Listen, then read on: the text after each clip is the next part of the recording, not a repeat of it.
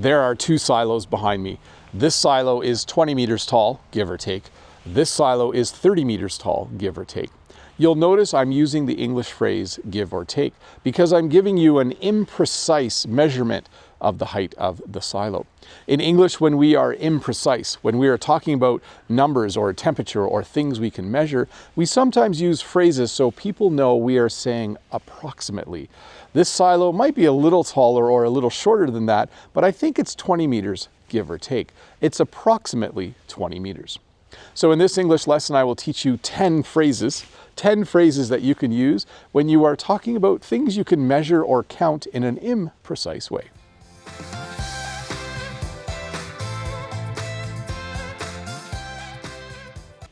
So you might have noticed that I'm wearing a jacket today. You might have noticed that it's not summer anymore here. It's definitely fall. If you were to ask me what the temperature is, I might say something like this. I think it's just over 10 degrees Celsius.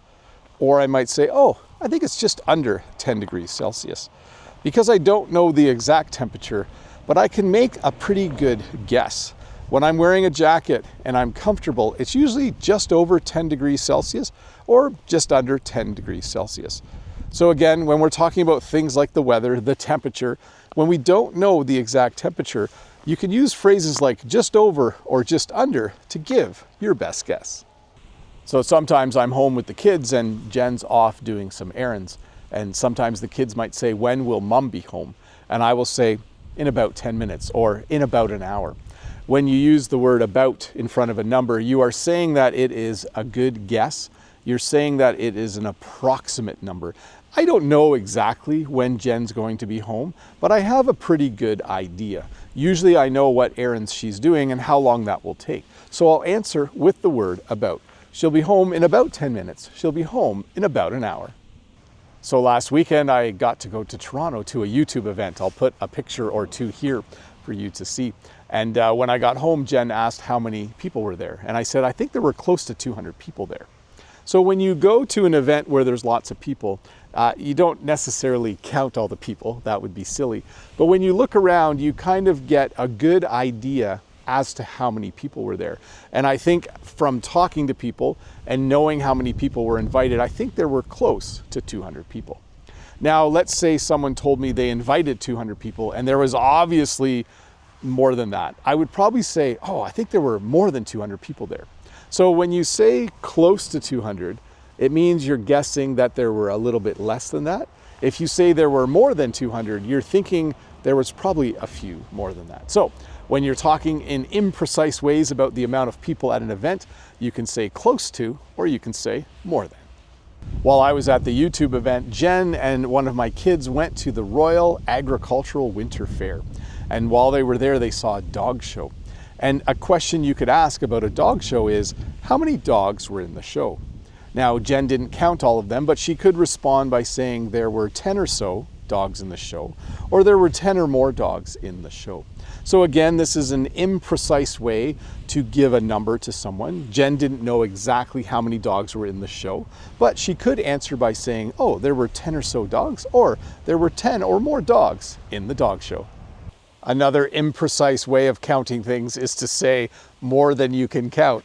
There are seagulls flying around in the air behind me. I'm not sure if you can see them all, but if you were to ask how many, I would probably say there's more than I can count.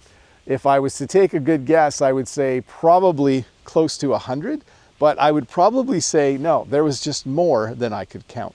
You might be wondering why there's seagulls here when we don't live close to the sea. Well, seagulls love it when farmers work up soil. They come and they look for mice and worms to eat. But right now, there's certainly more seagulls than I can count. When talking about imprecise numbers, you'll probably hear the word approximately and the word around a lot.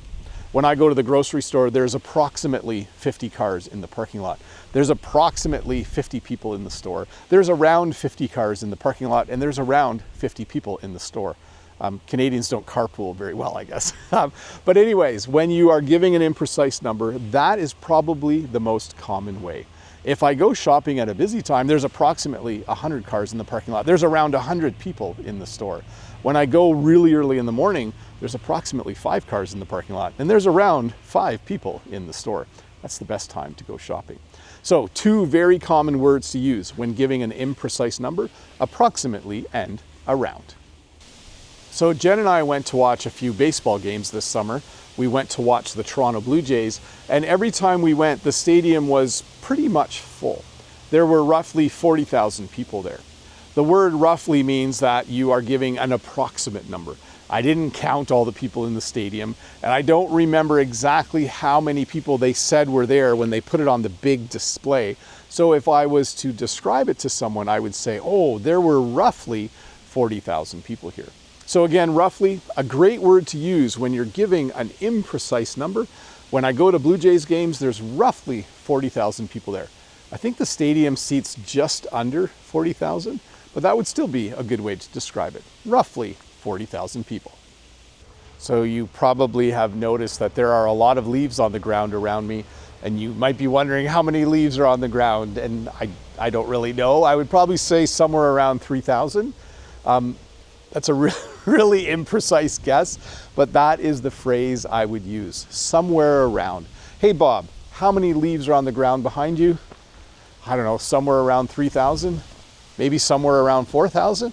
I don't actually know. And then you might be wondering, hey Bob, how many leaves are still up in that tree? And I would say, I don't know, somewhere around 2,000? Somewhere around 5,000? I actually don't know. This is probably the most imprecise I have been during this entire lesson.